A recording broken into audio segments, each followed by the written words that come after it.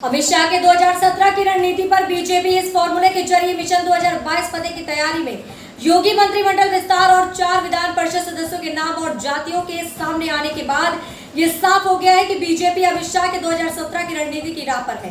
केंद्र का विस्तार हुआ या यूपी सरकार का फॉर्मूला पुराना है। उसी फॉर्मूले की तरह प्रधानमंत्री नरेंद्र मोदी की महत्वाकांक्षी किसान फसल बीमा योजना की शुरुआत बरेली से की गई तो उज्ज्वला योजना की लॉन्चिंग के लिए पूर्वांचल के बलिया जिले को चुना गया। राष्ट्रीय कार्यकारिणी के लिए भी इलाहाबाद का चयन किया गया था, जो बीजेपी की राजनीति के लिहाज से अत्यंत ही पिछड़ा क्षेत्र था। एक बार फिर बीजेपी की रणनीति अगले 3 महीने के भीतर यूपी में भगवा माहौल बनाने की है। भाजपा जाते जाते गन्ना किसानों के बकाये का ब्याज ना सही मूल ही चुका दे अखिलेश यादव। उत्तर प्रदेश की योगी सरकार ने प्रदेश के गन्ना किसानों को बड़ा तोहफा दिया है। सीएम योगी आदित्यनाथ ने गन्ने के मूल्य में 25 रुपए प्रति क्विंटल की बढ़ोतरी का ऐलान कर दिया। इसी कड़ी में समाजवादी पार्टी के अध्यक्ष और उत्तर प्रदेश के पूर्व मुख्यमंत्री अखिलेश यादव ने किसानों को लेकर बीजेपी को कटघरे में खड़ा कर दिया। सपा प्रमुख अखिलेश यादव ने ट्वीट कर कहा है कि पहले किसानों की मांग को गिराना, फिर नाम भर को दाम को बढ़ाना। भाजपा का ये चुनावी हथकंडा अब उत्तर प्रदेश में नहीं चलने वाला। भाजपा जाते जाते गन्ना किसानों के बकाये का ब्याज न सही मूल्य ही चुका दे। 2022 में सपा सरकार किसानों का सच्चा मान भी बढ़ाएगी व गन्ने की मिठास और दाम भी।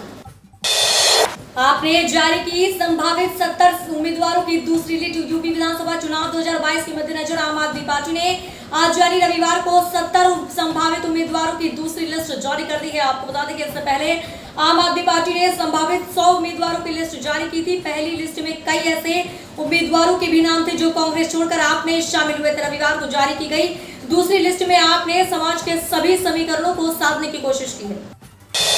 सिर्फ जितिन प्रसाद को ही कैबिनेट रैंक क्यों? क्या ब्राह्मण तय करेंगे यूपी का अगला सीएम? योगी सरकार का बहुप्रतीक्षित कैबिनेट विस्तार कई महीनों की अटकलों के बाद आखिरकार को हो गया है। जैसा कि हर बार कयास लगाते आ रहे हैं वैसे ही हुआ और कांग्रेस छोड़कर बीजेपी में आए जितिन प्रसाद को कैबिनेट मंत्री का पद मिल गया। यह कयास इसलिए भी लगाए जा रहे हैं क्योंकि 2022 के विधानसभा चुनाव से पहले पार्टी को एक तेज तर्रार ब्राह्मण चेहरे को आगे रखने की जरूरत थी। इसी की रणनीति के तहत इस साल जून में जितिन को कांग्रेस से बीजेपी में लाया गया था। असदुद्दीन ओवैसी के विवादित बयान, ये दल्ले मेरे सामने नहीं टिक सकते। कानपुर 2022 से पहले एआईएमआईएम चीफ ने कानपुर में पहले भी जनसभा को संबोधित किया। ओवैसी ने कहा कि इस बार यूपी में योगी और मोदी को हराएंगे। कोरोना की दूसरी लहर में लोगों को ऑक्सीजन नहीं मिली थी। आप सभी वादा करें कि अब की बार बीजेपी को ऑक्सीजन नहीं देंगे। वहीं सीएए आंदोलन में मारे गए कानपुर के 3 लोगों को असदुद्दीन ओवैसी ने शहीद बताया। ओवैसी रविवार को जजमऊ के अकील कंपाउंड में जनसभा को संबोधित करने के लिए पहुंचे। ओवैसी ने कहा कि यूपी की सियासत में अब की मुसलमान बड़ी भूमिका अदा करेगा। बड़ी तादाद में आपका होना सियासी पार्टी को संदेश देगा। जिसके पास ताकत है, विधायक है, उसी की सुनी जाती है। छत्रपाल गंगवार को यूपी मंत्रिमंडल में शामिल कर कुर्मी वोट पर निशाना।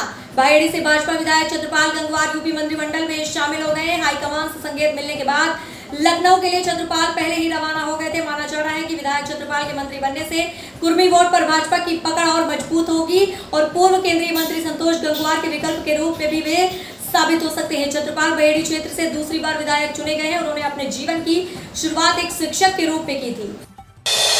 यूपी मंत्रिमंडल विस्तार में दिखी सीएम योगी आदित्यनाथ की सोशल इंजीनियरिंग। केंद्र की मोदी सरकार की तर्ज पर यूपी की योगी सरकार ने जातीय समीकरण साधते हुए मंत्रिमंडल में विस्तार किया है। उत्तर प्रदेश विधानसभा चुनाव से पहले योगी आदित्यनाथ ने अपने मंत्रिमंडल में 7 नए चेहरों को जगह दी है, जिनमें ब्राह्मण, ओबीसी, एससी और एसटी चेहरे। नए चेहरों में हाल ही में कांग्रेस ने भाजपा में शामिल हुए ब्राह्मण चेहरे जितिन प्रसाद को कैबिनेट मंत्री के रूप में शामिल किया गया है। ब्राह्मणों की नाराजगी झेल रही भाजपा जितिन प्रसाद के माध्यम से उनकी नाराजगी दूर करना चाहती है। जितिन शाहजहांपुर के क्षेत्र में खासा प्रभाव रखते हैं। यूपी चुनाव से पहले किसानों को खुश करने के लिए योगी सरकार का मास्टर स्ट्रोक। विधानसभा चुनाव से पहले किसानों की नाराजगी दूर करने के लिए योगी सरकार ने गन्ने के मूल्य में बढ़ोतरी करके एक कदम तय कर लिया है। पश्चिमी उत्तर प्रदेश में चल रहा किसान आंदोलन भाजपा को परेशान करने लगा है। विधानसभा चुनाव से पहले बीजेपी किसानों की मांगों से जुड़े फैसले करके किसान आंदोलन के प्रभाव को कम करना चाहती है। उसी को लेकर आज यानी रविवार को योगी सरकार ने उत्तर प्रदेश में गन्ना के मूल्य में 25 रुपए प्रति क्विंटल की बढ़ोतरी की घोषणा की है। इसी के साथ साथ बिजली बिलों को लेकर भी एक कमेटी बनाने की बात सरकार ने की है। प्रियंका गांधी का आज से लखनऊ में 5 दिन प्रवास। कांग्रेस की चुनाव की तैयारियों को देंगी धार।